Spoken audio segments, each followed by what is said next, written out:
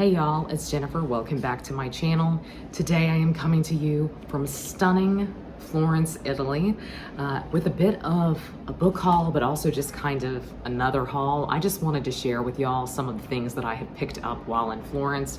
A couple of these things are kind of belated because I actually picked them up in Venice, but I wanted to film this while I was still here because the view from my hotel room is absolutely stunning. I actually cried a little bit when I saw this the first time a couple of days ago, and it's still kind of surreal. So I apologize if you're gonna hear all this background noise that's going on because we have the windows open to hopefully keep it a little bit cooler in here overnight.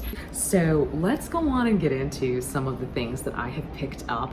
I have a few books here, but a lot of the stuff that is in my haul is actually not book related. So let's just do the books first, since I know that's probably what everyone is most interested in.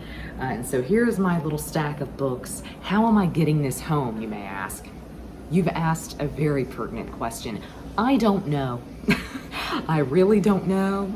I'm scared, y'all. I mean, really I am. But I knew I was gonna go buck wild here in Florence, and I definitely did. But to share with you the book that I picked up in Venice, I picked up The Story of My Life by Casanova. This was on my list as a book that I really wanted to pick up while in Venice. I always have a list going of books that I want to read in Italy or get in Italy. This is one that I've been interested in before, but I still don't really know how I'm going to feel about this because this is him writing his autobiography. And so it's his interpretation of events, and he is apparently like erased people's names, changed people's names to try to make sure that things are anonymous. And I think that's kind of respectable of him, but Casanova is most famous for being kind of an extraordinary lover of women, and he also apparently was a spy, which is really shocking to me. I didn't know that about him. I would say I feel as though I don't know very much about Casanova, so I'm excited to read this. I have tucked in here like a map. I have a church ticket, I have a brochure from a church, and I also have this really stunning magnetic bookmark that I got at the Doge's Palace, which was really beautiful and a wonderful experience. So this is the book that I picked up in Venice. I apologize for the way that the tripod is moving because I have y'all sitting on a suitcase. It is what it is, it's very casual. So these are all 5 of the books that I've picked up in Florence. I mean, I have no self-control. Actually, I did have a lot of self-control today in my favorite bookstore in Florence, the Paperback Exchange, okay? I wanted 7 books, but I got 3. So let's be proud of small victories. The first 2 books that I picked up in this beautiful bookstore that is near the Academia, which houses David. The name of the bookstore is the Liberia Alfani, which I just love, and he gave me this wonderful bookmark.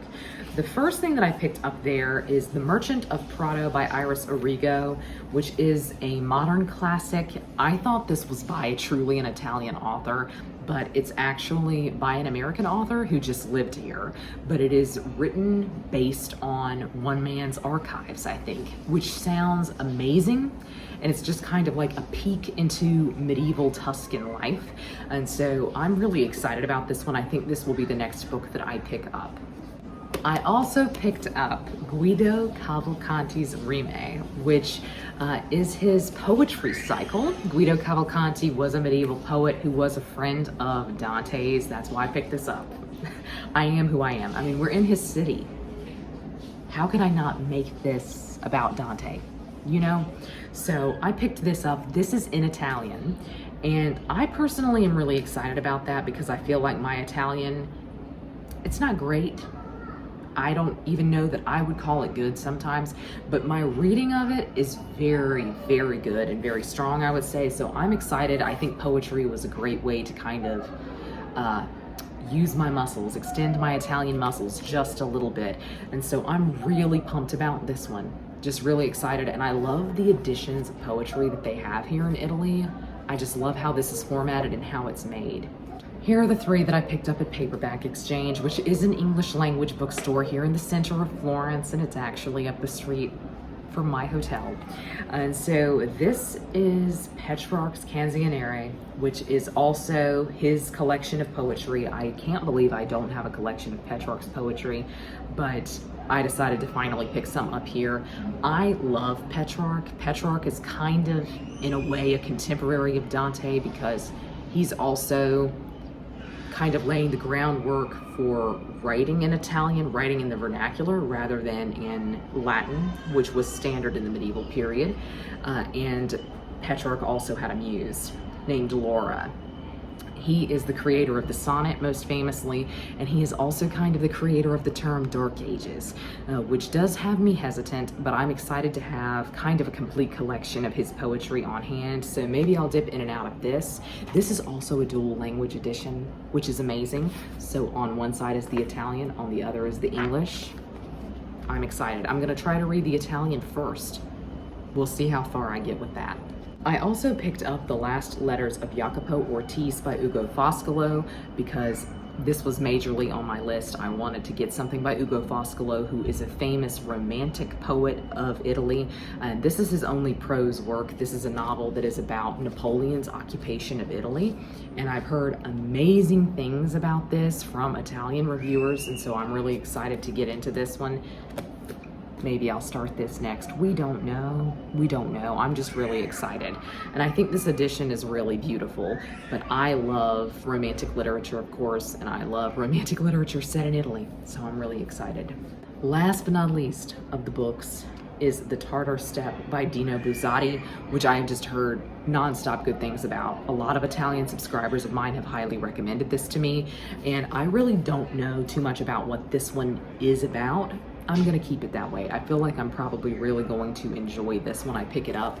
It's the longest of the three, I think, that I picked up today, but it looks like the text is the largest. So I'm really excited about this one. Next, let's move into random notebooks, okay? I bought 4 notebooks. One of them I bought in Venice, so this is the last item from Venice, and it's wrapped. I'm not gonna unwrap it.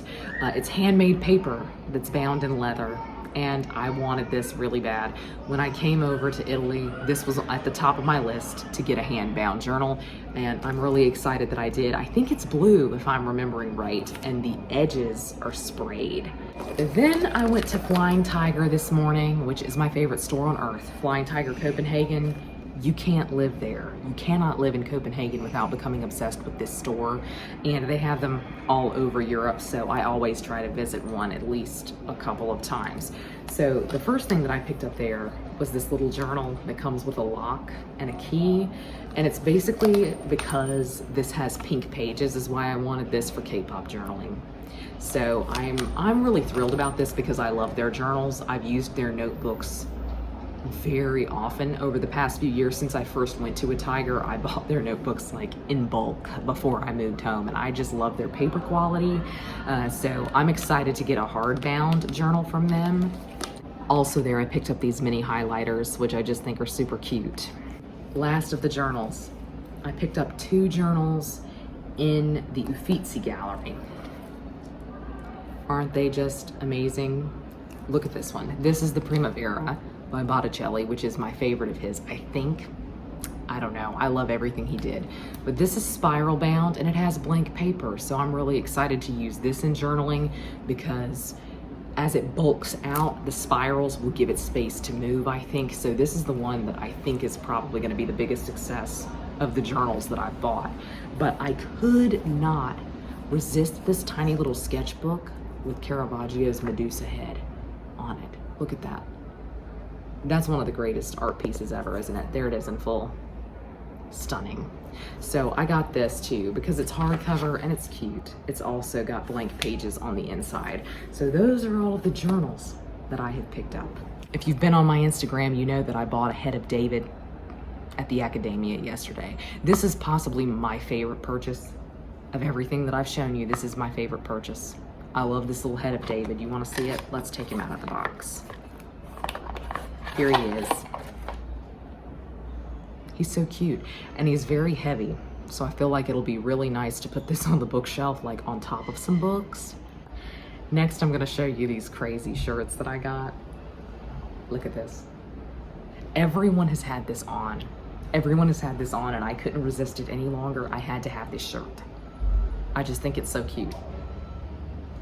I also got this lovely Botticelli inspired shirt with close-ups of details from the birth of Venus.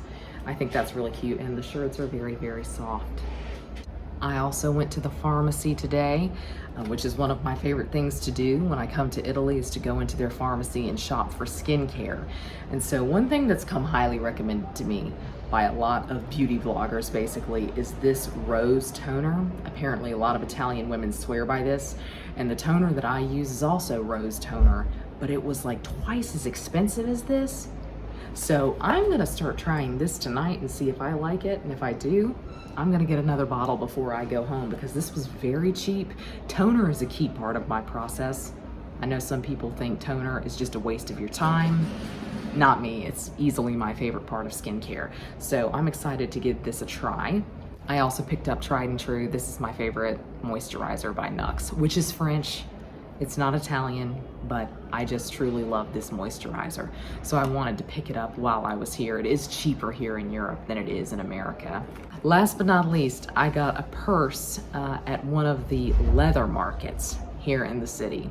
And I never thought I was gonna be a sucker for the purses, but I saw this one across the street and I had to have it. Look at this. Isn't it the cutest little thing with the lock and the key? And this is how it opens. Like, it would pull and then you can unlock it and get it all the way open. It also has a long strap that can go across your body, but I just thought this was absolutely darling. And I love that the leather company stamped their logo on here. There it is. I think that's really cool. So also the inside, look at the inside. It's got the lily of Florence on the inside of the bag. I'm just obsessed with it. That's my little Florence haul for right now. I still have a day left in Florence, and let's hope I don't buy anything else. Thank you for joining me today. I hope you're all having a great week. Happy reading. Goodbye.